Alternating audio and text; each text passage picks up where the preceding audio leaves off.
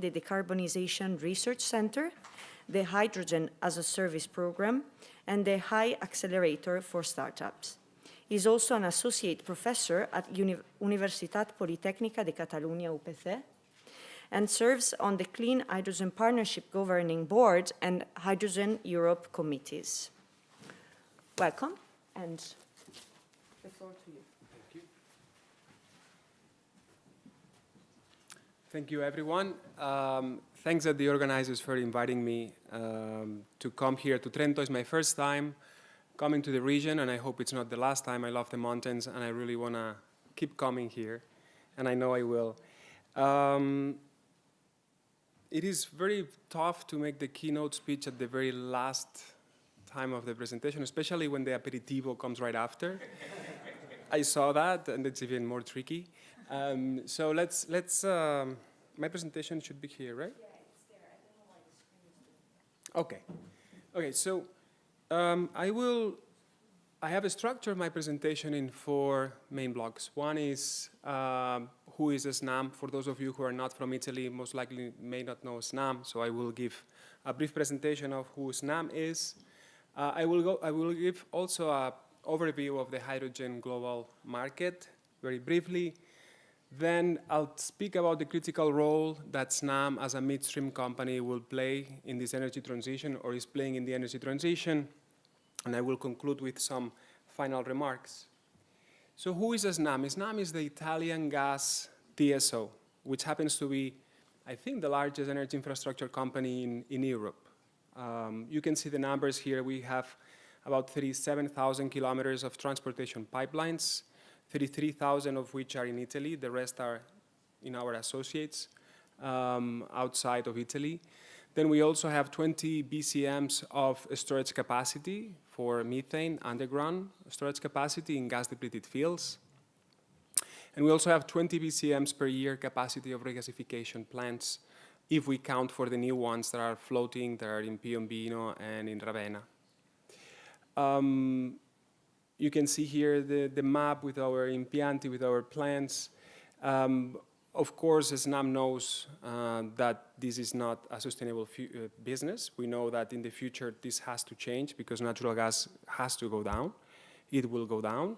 So we are also growing a lot of businesses, or we're trying to grow businesses in the energy transition space. You can see here, I'm not going to go into details, but we're working a lot on sustainable transportation, of course, decarbonization, which is where I work, also on biomethane, and also in energy efficiency. So we have companies that tackle any of these different topics. A few financial figures. We have about 22 billion euros of regulated assets, 15 billion market capitalization. We are in the Milano stock market, 2 billion of EBITDA, and about 1 million of net income. So it's a very healthy company, and it is our responsibility to use this money for the energy transition, because we owe it to the taxpayers. At the end of the day, all this money comes from taxpayers. Those are taxes that we pay, all of us, to transport, to bring this natural gas to our houses. So we need to use this money for the future of the country, Europe, and the world. Here you can see some of the associates, or maybe all the associates that Snam is part of, mostly TSOs from Europe, from France, from Middle East, from Greece, Austria. But you can also see that we own 21% of De Nora, which is an industry. It's an Italian company that makes the electrodes for alkaline electrolyzers. It's actually the leader in the world on alkaline electrolyzers. And a little tiny bit of ITM Power, which is PEM electrolyzer manufacturer from the UK. So this is the strategic framework. That's where we see it. What are our challenges? And what are our distinctive factors as a company, and how are we trying to position ourselves? The challenges and opportunities, of course, we need to provide security of supply to Italy. That's our main job. But of course, we have very challenging decarbonization targets ourselves, because as a corporate, we have to decarbonize, but also as a mandate from at the European level, we also have decarbonization targets. And also we have as another challenge, a regulatory framework that keeps changing. So that's on one side what we have to deal with. On the other side, we are positioned in a very geographical privileged position because we are the gate, if you want, of Africa. So a lot of energy can come from Africa, a lot of hydrogen can come from Africa, and Italy is the gate to bring this energy to Europe. We already have a very resilient and flexible and cost-effective infrastructure that we need to use, and we have to be technology neutral. So if you look at all this, at the end of the day, we call ourselves as a pan-European multi-molecule infrastructure, and what we're doing, and that's what I'm doing, I'm using R&D and innovation to be able to transform the company to the company of the future that will be able to bring multi-molecule. So, a little overview on the hydrogen market. I think we can all agree that the hydrogen hype has gone down a little bit. Some people would say that the bubble has burst compared to the last 2-3 years, but I think it's a good thing. I think 2-3 years ago, hydrogen was getting too much attention. There were too many projects that were not realistic. Everyone was going to have breakfast for hydrogen and swim in hydrogen, and that was not realistic. Now, I think this has gone down, luckily, and whoever stays is because they really need the hydrogen and because they really want to do the investment. So if we looked a little bit on what's happening in terms of projects, here is a report from McKinsey, it's a recent report from McKinsey, and you see the different stages of projects. Those are hydrogen projects, mostly generation. You can see the different stages of projects: announced, planning, advanced planning, and committed. That's FID. The point I want to make here is that even though the hype has gone down, it's true, the FID announcements have gone up 92% compared to last year. So now you can see more and more projects being finally approved and now a lot of generation that will come into the market. Now, what are these projects? Well, mostly in the US and China, right? And this is basically, that's the reality. A lot of these generation projects that are moving forward are not in Europe. They're in the US and China. And you can see down here, I think it's interesting to take a look, about 2.4 million tons per year have been gone through FID in the US. 80% of those is low carbon hydrogen. It's not green hydrogen. You know, in the US, they are more relaxed and more pragmatic than in Europe, so it's mostly blue hydrogen, but it's 2.4 million. That's the leader in the world. In Europe, we have 0.3 million tons per year, most of it being RFNBO, that we'll talk in a second. 0.3 also in the Middle East, and also China, 1.4 million, which 95% is renewable. Also in China, of course, they have a very strong strategy on renewable hydrogen. If you look at the total, it's about 4.4 million tons per year of clean hydrogen between low carbon and green that will be produced, and this is a reality because these projects went through FID. Now, in Europe, as usual, we regulate. You know, people joke in Europe, what we try to do is to over-regulate things. I don't want to go into details and talk about the RFNBO and delegated acts because it's too late, and I think we all want to go to enjoy the aperitivo, and that's too hard to swallow. But being optimistic and being positive, Europe is doing their job. Yes, over-regulating maybe, but we have now a gas and hydrogen package, which is basically a new regulatory framework for an infrastructure that will be able to take hydrogen in addition to natural gas. That's a good start. We also have, of course, RED III, Renewable Energy Directive, which mandates companies by 2030 to use a big percentage of RFNBO. Of course, not all of the industry, but you can see the 42% of the industry that's using hydrogen today. 42% of this hydrogen, which is being gray, will have to be green. So that's already a way to stimulate the demand. And 1% of the energy to the transportation sector will have to come also from RFNBO. On the end user side, we also have all these mandates for the maritime sector, from the aviation sector. We have, of course, the ETS, which now hydrogen is part of. We have the CBAM, which is the carbon adjustment border mechanism, to basically make the importers, when we import goods from outside of Europe, they also have to pay for their carbon emissions, otherwise it wouldn't be a play field for the European producers. So there is a lot of activity going on the regulatory side, and it is a long-term vision, and we need these rules to be able to do things in the right way. So what is the role of Snam? Well, Snam is a midstream company, and I think I will spend just a second here, but midstream is a very important piece of the whole value chain because it's the most effective way to transport energy. You can see here that hydrogen pipelines are the most cost-effective way to transport hydrogen if you are up to 3,000 kilometers. If you want to go beyond 3,000 kilometers, then you'll have to ship this hydrogen. And it will happen because some of the hydrogen will come from South America or even North America or even Asia.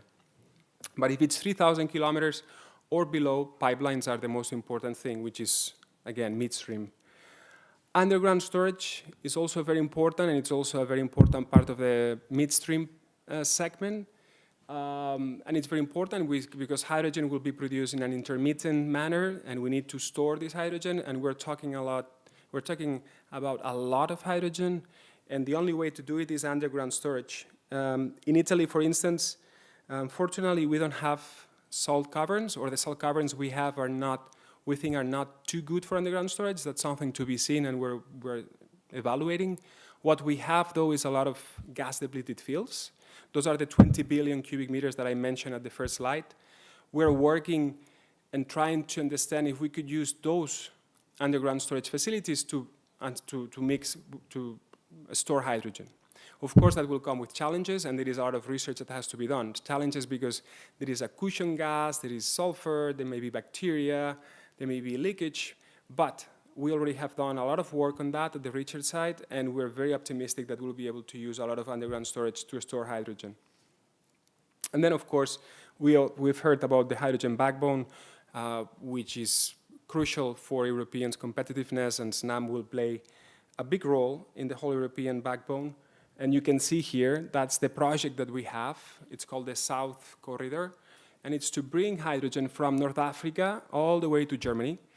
This is a project that we have orchestrated with 4 TSOs. Of course, Snam, TAC in Austria, GCA in Austria, and Bayernetz in Germany. People ask me how much of our existing pipeline we can reuse to do this, and it's about 60%. It's a number that keeps changing, but 60% we think it's realistic because we can use the steel. The steel we use today, it's compatible with hydrogen. Now, of course, we will have to change valves, metering devices, compression stations, but the pipeline itself can be used for hydrogen in the most part. And then there will be some new pipelines that we'll have to build to give hydrogen or to provide hydrogen to sectors or to areas that may not have natural gas today, and they may want hydrogen.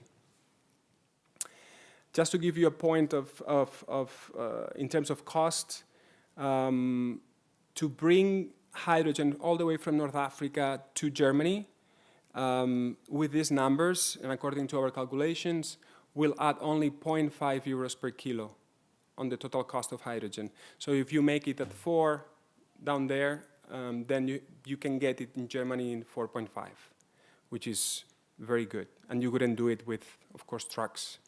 It could cost much more. Now, in addition, what we do, and that's what my team does, we're called DECTES, Decarbonization Technologies Solutions. We're trying also to develop technologies, and that's not something that Snam has done traditionally. Snam doesn't have the culture in their DNA to develop technologies. Snam does something that they do it very well, or we do it very well. We build and operate and maintain an infrastructure of natural gas pipelines, and we do it cost effectively and safely, but we don't develop technologies per se. But we didn't have to, because natural gas is mainstream, natural gas was already there, it comes from the ground, and everyone is using natural gas for the last 80 years. With hydrogen, it's different. With hydrogen, or with multi-molecule infrastructure, now we have to think a little bit differently.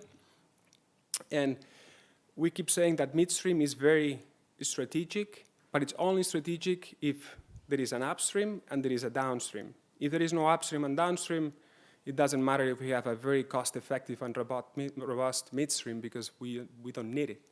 So what we're trying to do through the R&D programs that we have built over the last 4 years, we're trying to stimulate both upstream and downstream, and we're trying to do it by developing technologies, by supporting startup companies, by making companies try hydrogen, for instance, and basically making them convinced that hydrogen is a good molecule to substitute natural gas.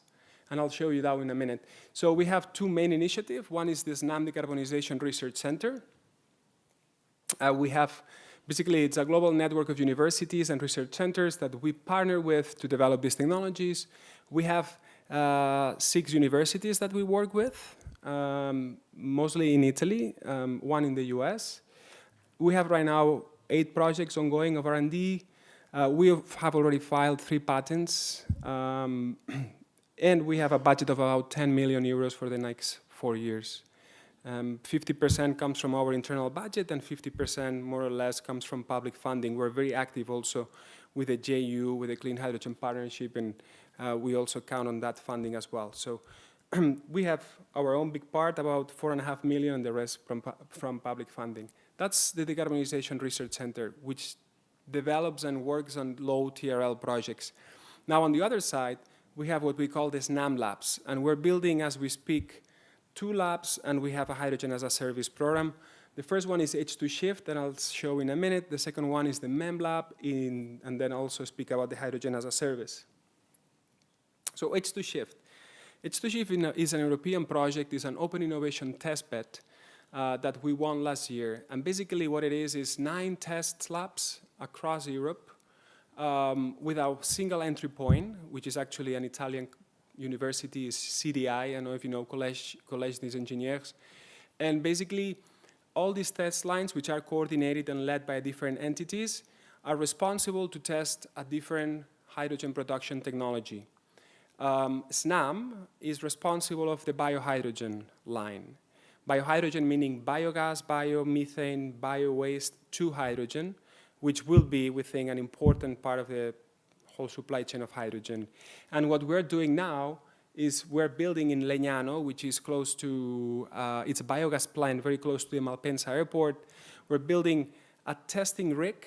You can see here, this is a render. It's not the real one yet, but we're engineering this, where startups will be able to bring their reactor, and they'll be able to test it with real biogas, with real biomethane.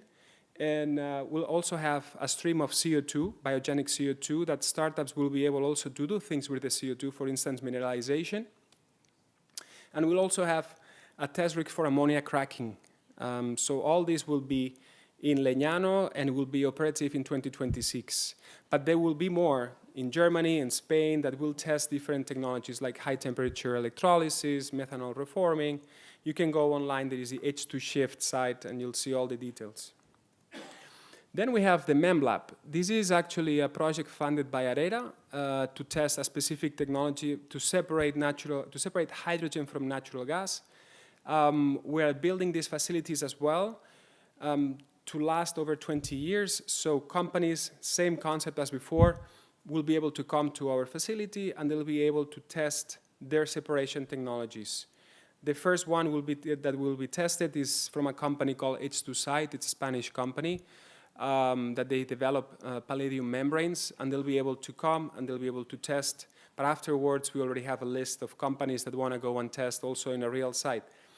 Remember that if you try your technology in a relevant environmental, operational environment, your TRL advances, so it's an opportunity to give to these companies to advance their TRL. And of course, that's very good for them to raise funding and so on and so forth.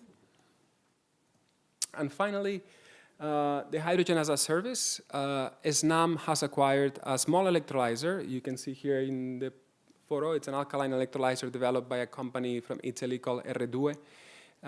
It's a 0.5 megawatt, and the idea of this program is we bring this program to you, we lease it to you, and you test hydrogen in your process to substitute natural gas.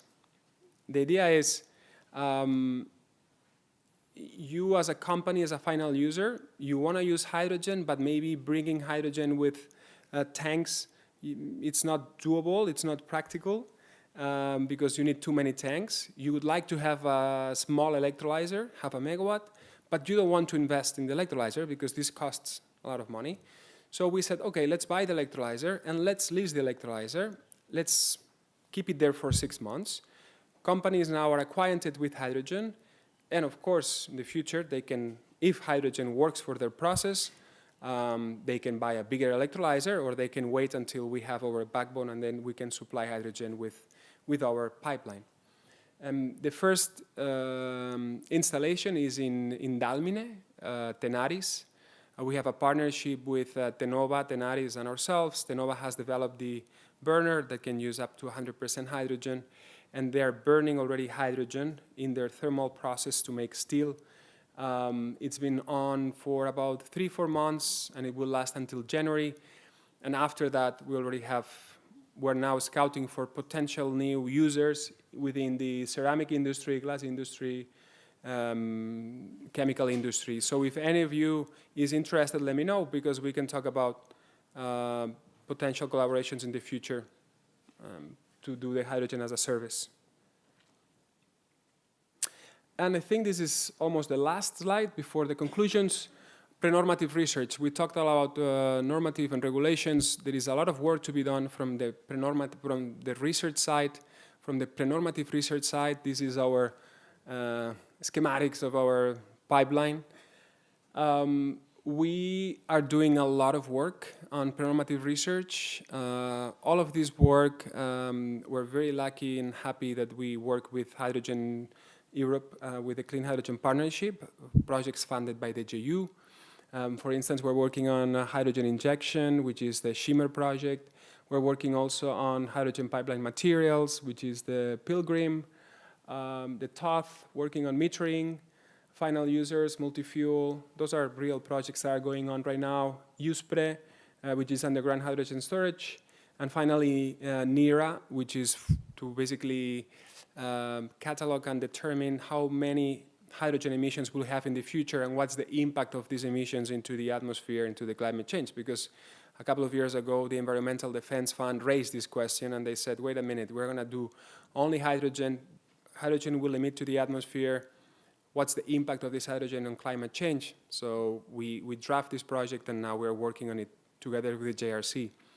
All these projects basically are doing research to help later on to write the normative and the regulations for all these aspects of the network. And with that, just a few conclusions. So despite of the end of the hydrogen hype, large-scale production projects are advancing worldwide, as we said, mostly in the US and China, but they're advancing, which is good. Europe is putting together regulatory frameworks. We said that. The midstream infrastructure is crucial to ensure the cost competitiveness of hydrogen and to enhance energy security. That's something that we didn't talk today a lot about energy security, but hydrogen also will allow us to enhance energy security because we'll be able to make a big portion of our energy, maybe not domestically, but very, very close, no? North Africa. Snam is investing in RD&I because we need to stimulate the upstream and downstream segments, and the pre-normative research is very important. So with that, I'm concluding, and I think we're ready for an aperitivo, unless you have some questions, which I can also take. Thank you.